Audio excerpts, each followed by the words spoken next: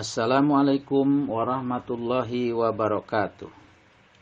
Bismillahirrahmanirrahim. Alhamdulillahirabbil alamin.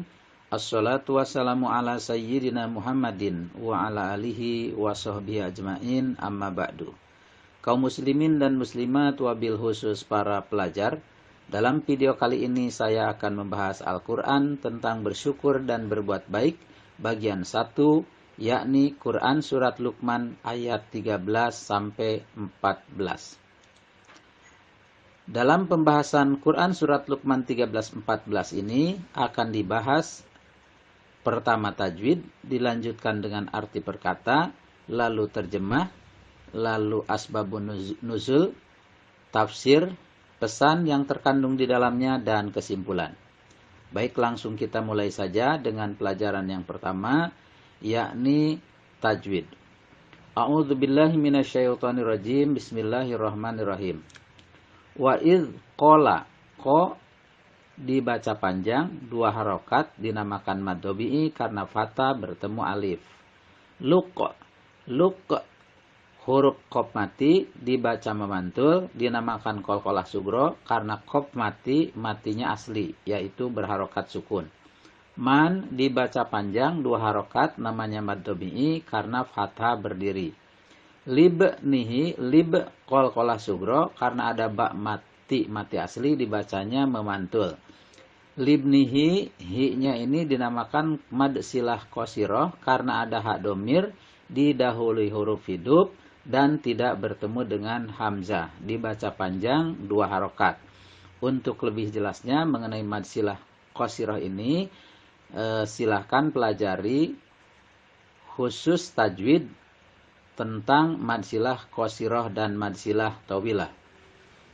Wahwa ya'iduhu, ya'iduhu ini juga madsilah qasiroh karena ada hak domir didahului huruf hidup dan tidak bertemu dengan hamzah. Ya dibaca panjang 2 harokat, dinamakan mad tabi'i karena fathah berdiri.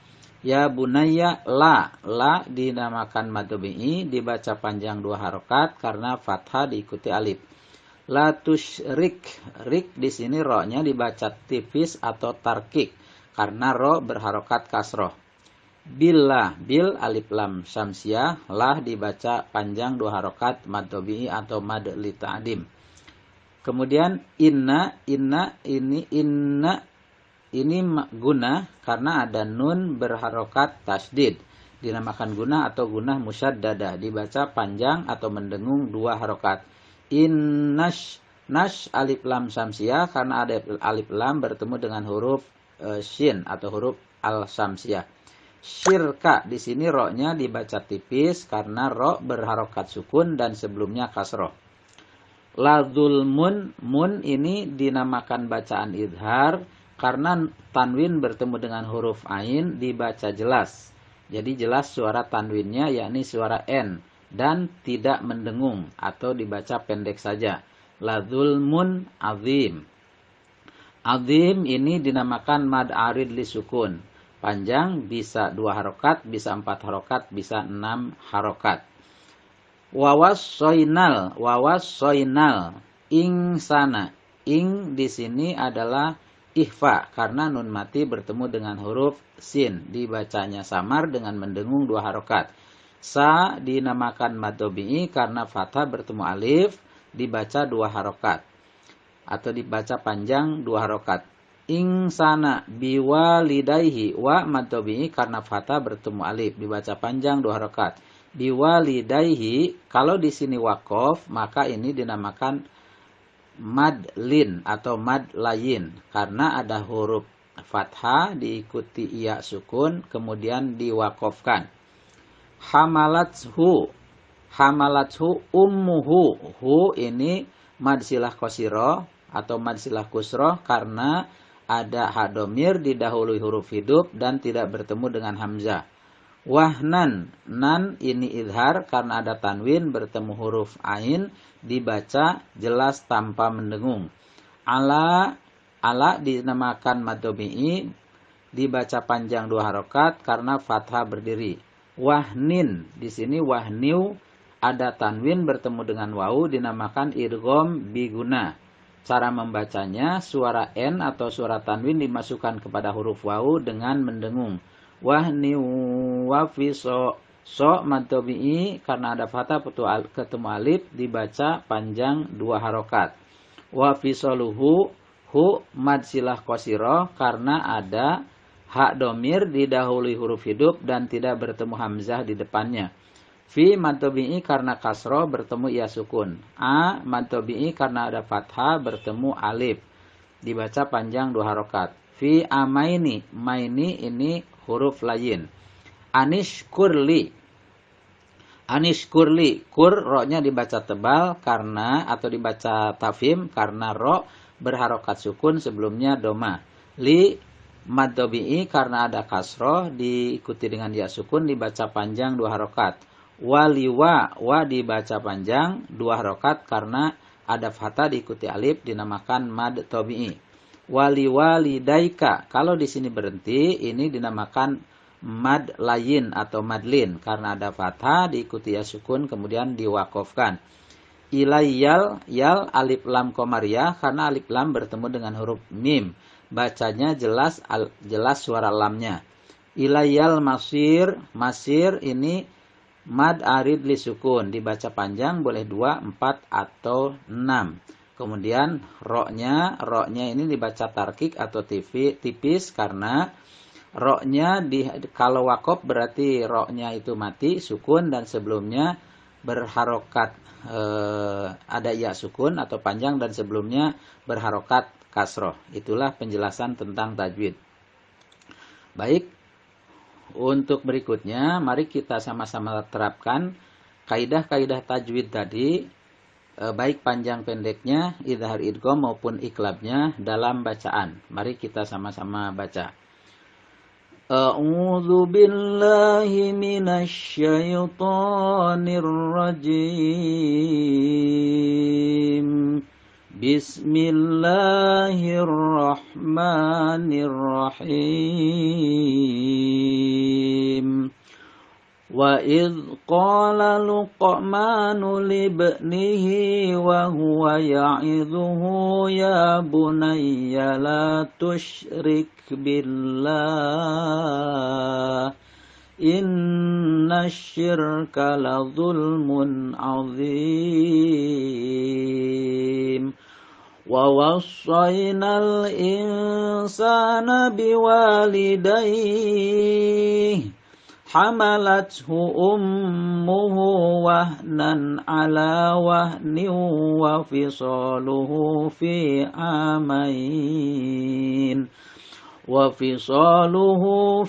amain anishkur li wa liwalidayk ilayyal masir. Baik, berikutnya mari kita pelajari tentang arti perkata ya, mulai dari wa itu artinya dan, id ingatlah, dari dan ingatlah, qala ketika berkata, Luqmanu Luqman, wa id qala Luqmanu dan ingatlah ketika Luqman berkata, libnihi kepada anaknya, wa huwa ketika dia itu ya'iduhu memberikan pelajaran kepadanya. Ya bunaya, wahai anakku, la tusyrik billah, janganlah engkau mensekutukan Allah.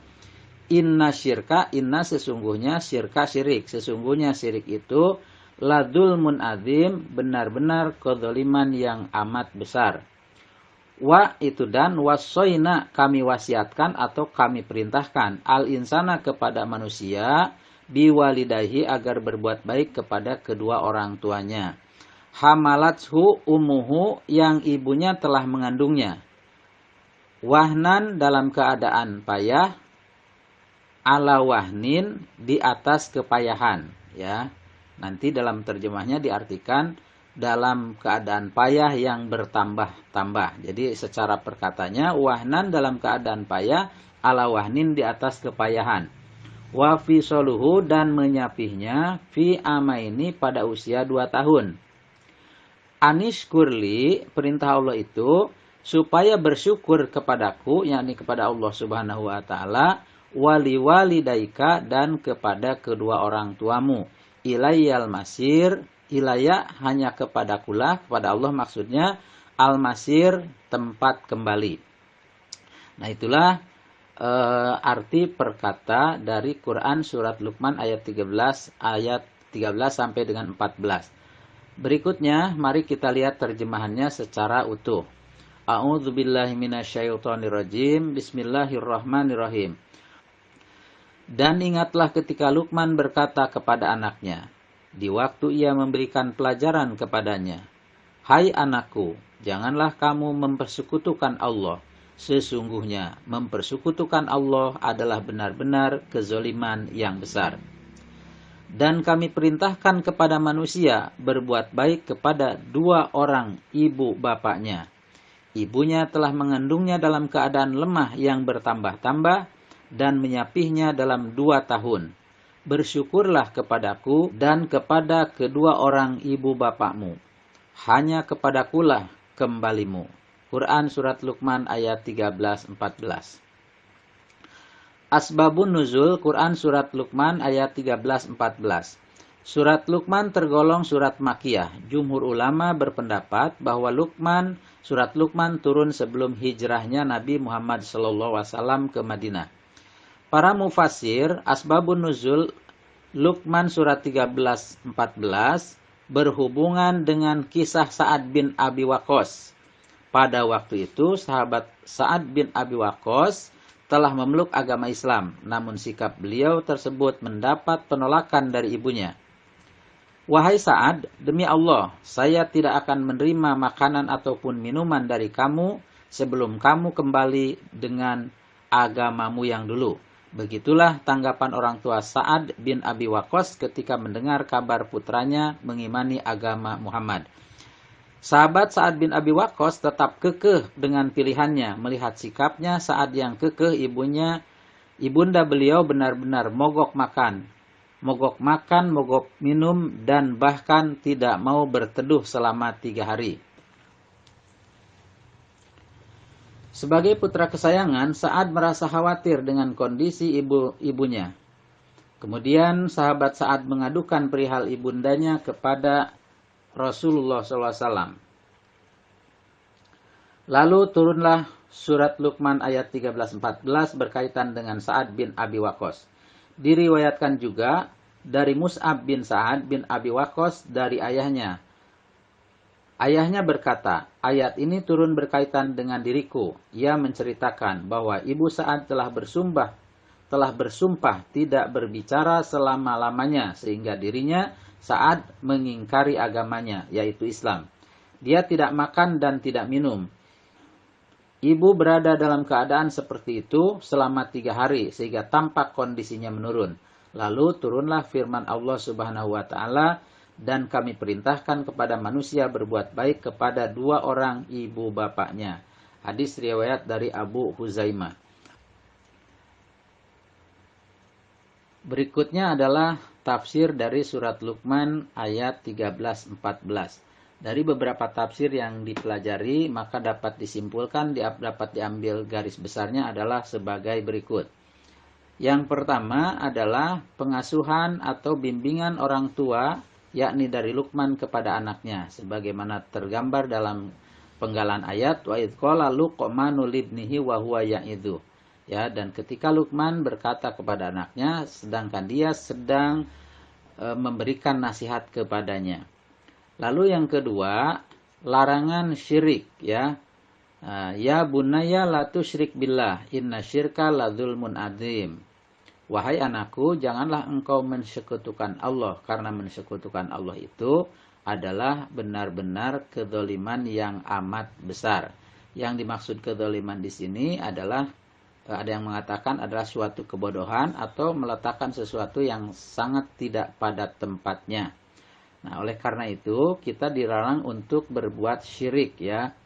Terutama bila syirik itu dilakukan oleh orang yang beriman, oleh orang yang muslim. Jadi orang muslim, orang Islam apabila melakukan syirik, hendaklah kita ingatkan, ya, dengan cara semampu kita. Siapa yang diantara kamu melihat kemungkaran, maka hendaklah dicegah.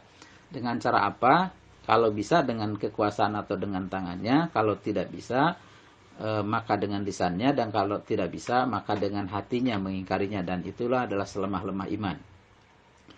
Kemudian yang ketiga, birrul walidain, yakni tuntunan untuk senantiasa berbuat baik kepada kedua orang tua, sebagaimana tercantum atau tergambar dalam penggalan kalimat wa wassaynal insana biwalidayhi, dan kami perintahkan kepada manusia agar berbuat baik kepada ayah ibunya, terutama kepada sang ibu, ya. Kenapa? Karena sang ibu sudah mengandungnya selama 9 bulan dalam keadaan payah, ya, yang bertambah-tambah, dan menyusuinya selama 2 tahun. Jadi disapi sampai usia 2 tahun. Dan mengandung kemudian menyusui melahirkan, ini adalah suatu pengorbanan ibu yang tidak dapat digantikan oleh siapapun.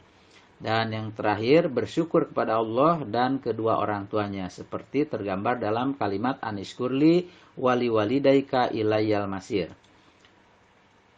Kemudian dari sini dapat kita ambil kesimpulan atau pesan-pesan apa yang harus dilaksanakan oleh kita berdasarkan surat Luqman ayat 13-14.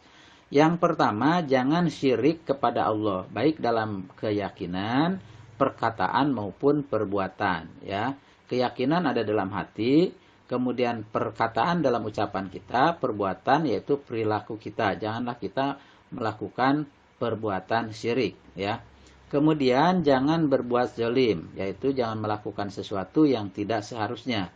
Kemudian hendaklah berterima kasih kepada kedua orang tua dengan berbuat baik kepada keduanya, terutama kepada ibu. Selanjutnya, masih pesan yang terdapat dalam Quran surat Luqman 13-14, yaitu hendaklah kita bersyukur kepada Allah Subhanahu wa taala karena kita semuanya adalah diciptakannya, kemudian diatur semuanya oleh Allah, diberikan berbagai macam fasilitas oleh Allah, dan semua akan kembali kepada Allah Subhanahu wa taala. Nah, kemudian ini hadis yang tadi dibacakan, ya. Man ra'a minkum mungkaron falyughayyirhu biyadihi fa illam yastati fa bilisani fa illam yastati fa biqalbi wa dzalika adhaful iman, rawahu Muslim. Artinya, barang siapa yang melihat kemungkaran, hendaklah ia mengubahnya dengan tangannya atau kekuasaannya. Apabila tidak mampu, maka dengan lisannya, dan jika tidak mampu, maka dengan hatinya, dan itulah iman yang paling lemah. Hadis riwayat Muslim. Kesimpulan, setelah mempelajari keseluruhan pelajaran di atas, maka dapat disimpulkan. 1. Luqman telah mengajarkan kepada anaknya agar tidak berbuat syirik. Karena syirik itu merupakan kezaliman yang amat besar. Karena itu janganlah kita berlaku syirik kepada Allah, baik dalam keyakinan, perkataan maupun perbuatan. Yang kedua, Allah memerintahkan manusia untuk senantiasa berterima kasih kepada orang tuanya dengan cara berbuat baik, terutama kepada ibunya. Yang ketiga, kewajiban kita untuk senantiasa bersyukur kepada Allah Subhanahu wa taala atas nikmat dan karunia yang diberikan kepada kita. Demikian pembelajaran tentang Quran surat Luqman ayat 13-14 ini. Mudah-mudahan bermanfaat buat kita semuanya. Billahi taufik wal hidayah. Assalamualaikum warahmatullahi wabarakatuh.